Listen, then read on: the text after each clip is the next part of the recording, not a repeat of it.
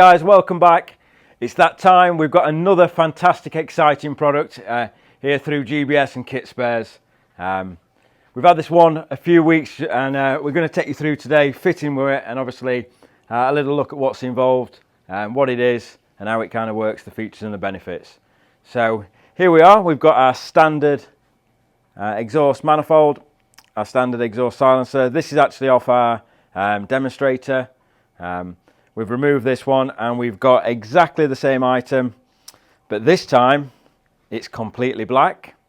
And yes, it's not just painted, it's not barbecue paint, it's actually professionally ceramic coated. So this has gone off to a partner that we're working with. This company work obviously in the elite motorsport, Formula One, aerospace, and this is actually a proper plasma applied ceramic coating. Not to be confused with, like I say, your barbecue paints, not to be confused by Cerakote. This is actually the real deal.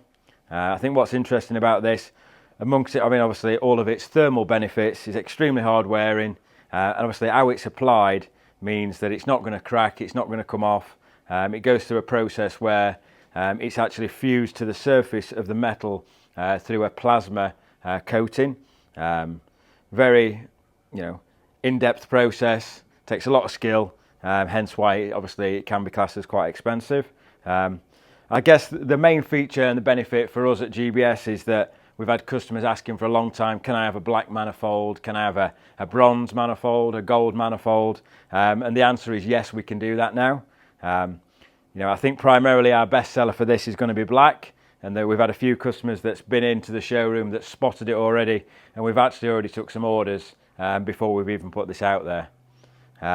But fundamentally, the whole manifold, other than the mounting flange, is fully coated.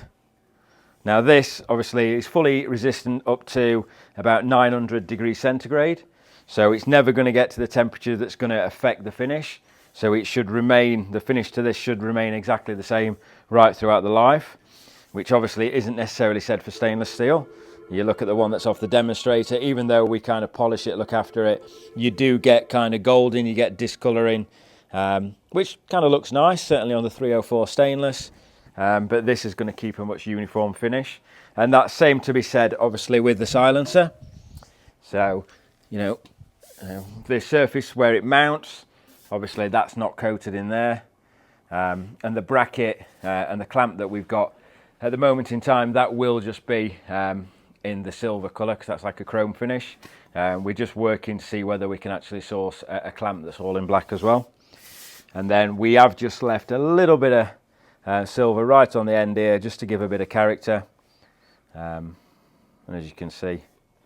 So the next process for us is we're going to swap this onto the actual car, and then we're going to do some back-to-back testing. So I think what we'll do is we'll get two identical engine setups, one with this exhaust, one with that exhaust, and we'll kind of start them at the same time, and we'll use the thermal imaging gun just to see what the differences are.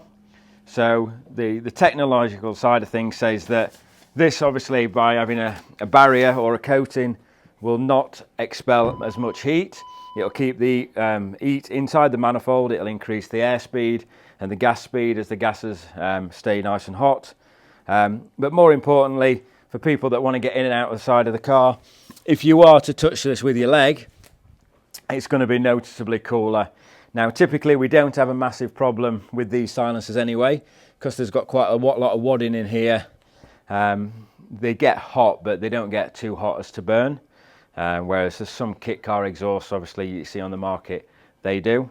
But the numbers suggest that anywhere between 15 to 30% reduction in heat, which is a significant amount. But I think what we need to do is get this in the workshop, get it fitted, and let's play with the thermal imaging camera and do a little bit of back-to-back testing, see how it actually works.